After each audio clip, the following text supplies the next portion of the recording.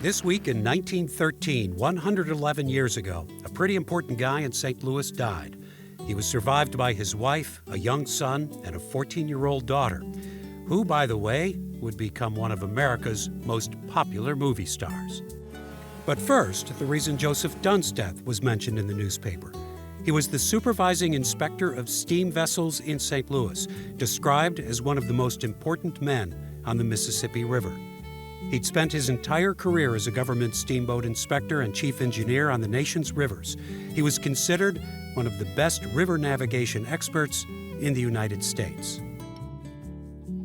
The Dunnes were living in South St. Louis on Humphrey Street, just off Grand, when he died, leaving his widow, Adelaide, and 2 children, including Irene, as in Irene Dunne. The daughter of St. Louis's steamboat inspector became an acclaimed Hollywood star in the 30s and 40s, a versatile actress and singer who added an E to her last name. She made some 40 movies, best known for her screwball comedies. She was nominated 5 times for an Academy Award and was said to be the best actress never to have won an Oscar. Her biographies would often skip over her years as a St. Louis schoolgirl. After Joseph Dunne's death, the family moved to her mother's hometown of Madison, Indiana.